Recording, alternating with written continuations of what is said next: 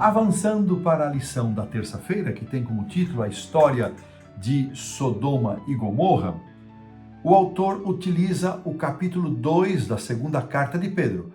Estudamos aqui, vimos um verso do capítulo 3, agora do capítulo 2. Eu vou pedir para a produção colocar aí o verso 6, por favor, do capítulo 2 da segunda carta de Pedro, que diz assim: E reduzindo a cinzas as cidades de Sodoma e Gomorra, ordenou-as à ruína completa, tendo-as posto como exemplo a quantos venham a viver impiamente. E os versos 7 também, vamos aproveitar. E livrou o justo Ló, afligido pelo procedimento libertino daqueles insubordinados. Então, aqui nesse texto, fica evidente que os fatos que marcaram a destruição de Sodoma e Gomorra são um exemplo para todos nós, não só para aqueles que vivem impiamente, porque isso atesta o fim dos ímpios, mas para nós também temos claro e a certeza da escolha que fazemos, que a nossa escolha seja a escolha ao lado da verdade, ao lado dos princípios e valores de Deus, e não ao lado das impiedades que graçam libertinamente neste mundo. Ainda um texto que me impressionou aqui, indicado pelo autor do livro do profeta Ezequiel, faz uma menção bem interessante para nós refletirmos e pensarmos aqui na nossa profissão de fé. Vou pedir, produção, coloque aí, por favor, Ezequiel 16, verso 47. Diz assim, Ezequiel 16, 47.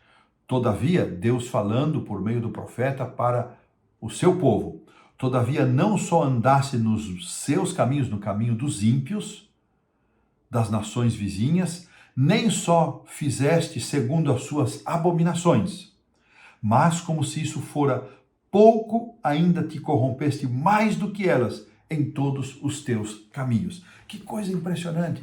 Deus aqui, por meio do profeta Ezequiel, ele afirma que o seu povo não somente desobedeceu a Deus, não viveu de acordo com seus princípios, seus valores, suas leis, seus estatutos, não só eles imitaram as nações vizinhas, mas eles foram piores, eles foram mais terríveis. Irmãos, que coisa tremenda para pensarmos. A advertência apresentada às pessoas nos últimos dias por meio deste relato de Sodoma e Gomorra é clara. É clara. Um dia os ímpios serão destruídos, essa é a verdade contada em vários textos da Bíblia, mas em especial citado aqui pelo autor, Apocalipse 20. O pecado é enganoso, ele cega para o real estado, faz com que as pessoas fiquem cegas para o seu real estado, o real estado do seu coração, da sua fé, da sua religiosidade, escondem suas transgressões embaixo de uma camada de auto-justificativa, de auto-piedade. E, por outro lado, essas mesmas pessoas são muito, muito ágeis para reconhecer e apontar os pecados dos outros.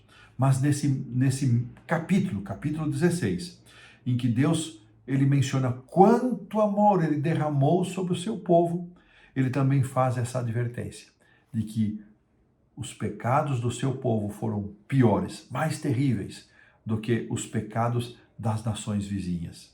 Israel se prostituiu, cometeu adultério, descrito aqui nessa linguagem, capítulo 16, verso 41, e o autor nos chama a atenção.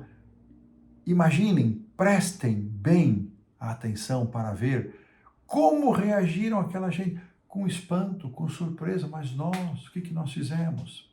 Irmãos, a mesma coisa aconteceu séculos antes, séculos depois, e é a história da humanidade, é a história da igreja cristã, lamentavelmente. Paulo apresenta uma longa lista dos pecados humanos, Romanos 1.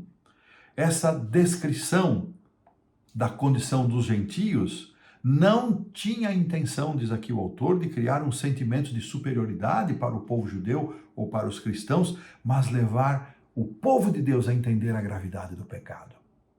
Não era para se julgarem superiores, melhores, mas para entender a gravidade do pecado.